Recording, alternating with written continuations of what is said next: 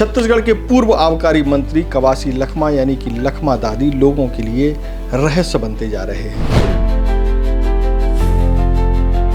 लखमा दादी जिस तरीके से हरकतें कर रहे हैं उससे सियासी गलियारों में अलग अलग तरह की चर्चाएं हैं। चर्चाएं ये भी हैं कि क्या दादी बीजेपी की तरफ जा रहे हैं। अरुण साह वो हाई कोर्ट का वकील भी था, आज वो उप मुख्यमंत्री है और ओरिजिनल छत्तीसगढ़िया है। मैं उनको भी दिल से बधाई देता हूँ। आखिर ऐसा क्या है जिससे लगता है कि लखमा दादी एक बड़ा सियासी कदम उठा सकते हैं, एक बड़ा बदलाव कर सकते हैं।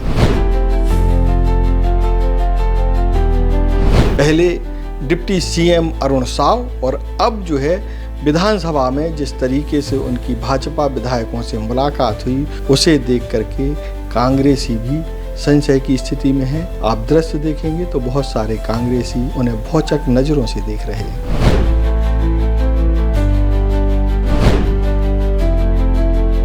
लखमा दादी के इसी बदलाव को लेकर के हम इस खबर में कुछ चर्चा करेंगे जिससे आपको पता चल सके कि लखमा दादी आखिर जा कहाँ रहे हैं। स्पर्श मल्टी स्पेशलिटी हॉस्पिटल अब गैस्ट्रोएंटेरोलॉजी की सुविधा के साथ आपकी सेवा में साथ ही दे रहा है एम्बुलेंस के लिए टोल फ्री नंबर की सुविधा 180030911616। स्पर्श मल्टी स्पेशलिटी हॉस्पिटल, एक एहसास अपनेपन का। छत्तीसगढ़ के पूर्व आबकारी मंत्री कवासी लखमा इन दिनों चर्चा में हैं। इन दिनों क्या अक्सर वो चर्चा में ही रहते हैं, अपने बोलने के अंदाज से, अपनी बातों से और अपने क्रियाकलापों से। लेकिन अभी इन दिनों कवासी लखमा जिस तरीके का व्यवहार कर रहे हैं उससे ऐसा लगता है कि कवासी लखमा कोई बड़ा राजनीतिक बदलाव करने तो नहीं जा रहे हैं, खास तौर पर अपने लेवल को लेकर के। आपको बता दें कि पूर्व आबकारी मंत्री यानी कि कांग्रेस सरकार में पूर्व आबकारी मंत्री रहे। चूँकि विधायक जी कवासी लखमा कांग्रेस से ही हैं, वो पिछली सरकार में जो कांग्रेस की सरकार थी उसमें आबकारी मंत्री थे। सत्ता परिवर्तन के बाद उन पर आरोप लगा कि वो जो है आबकारी घोटाले में, शराब घोटाले में शामिल रहे हैं। इसी मामले को लेकर के वो जेल में बंद थे और लंबे समय के बाद जब वो जेल से बाहर निकले तो बाहर निकलने के बाद उन्होंने सबसे पहला और ज़्यादा आभार अगर किसी का व्यक्त किया तो वो थे डिप्टी सीएम अरुण साव। अरुण साव को लेकर उन्होंने जो प्रतिक्रिया दी, जो टिप्पणी की, उससे राजनीतिक दलों से जुड़े हुए लोग, खासतौर पर सभी नेता जो है भौचक हुए। उनको ये लगा कि आखिर ऐसा क्या हुआ कि जो डिप्टी सीएम अरुण साव की तारीफ कर रहे हैं कवासी लखमा और उनको धन्यवाद भी दे रहे हैं। हम आपको पहले वो वीडियो दिखाते हैं जिसमें कवासी लखमा ने बाहर आते ही जो है सबसे पहले डिप्टी सीएम अरुण साव को लेकर के कुछ बातें कही थी। के देख रहा था टीवी में, मीडिया में, आप लोग के मीडिया में और आप लोग के पत्र पेपर में छत्तीसगढ़ के लोग बहुत अच्छा लोग होते हैं। तुम्हारा उप मुख्यमंत्री क्या सा अरुण साह वो हाई कोर्ट का वकील भी था, आज वो उप मुख्यमंत्री है और ओरिजिनल छत्तीसगढ़िया है। मैं उनको भी दिल से बधाई देता हूँ क्योंकि वो ने टीवी पेपर में खुलेआम मेरे समर्थन में बयान दिया था।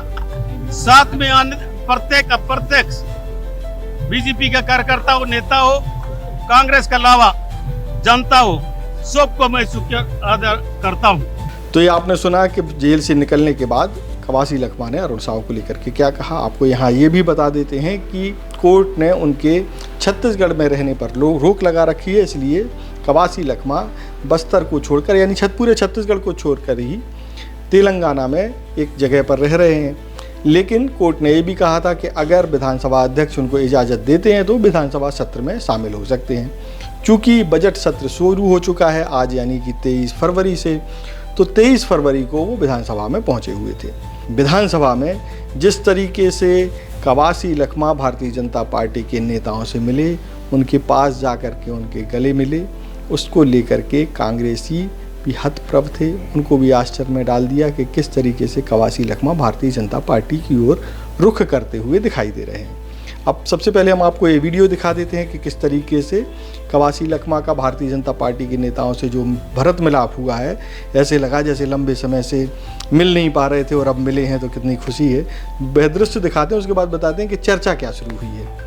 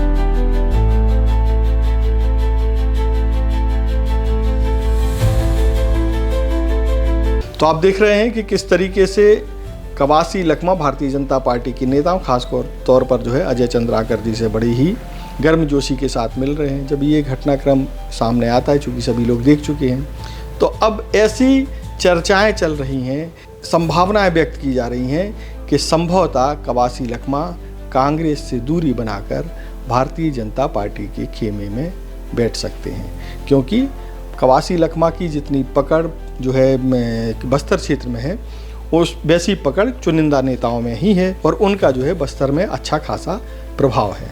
तो अब देखते हैं कि आने वाले समय में कवासी लखमा जी का क्या रुख रहता है, क्या कोई बदलाव दिखाई देता है, या ये जो मेल मिलाप है ये कुछ और ही था। तो इसके लिए हमको इंतज़ार करना पड़ेगा, लेकिन तब तक आप तीरंदाज को सब्सक्राइब करके रखिए। हमारे YouTube चैनल के बेल आइकॉन को जरूर प्रेस कर दीजिएगा, और अगर आप हमारे इस वीडियो को हमारे Facebook पेज पर देख रहे हैं तो कृपया करके उसे भी फॉलो कर लीजिए। नमस्कार।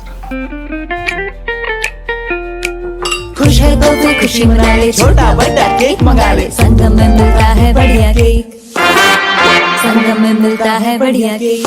तीरंदाज।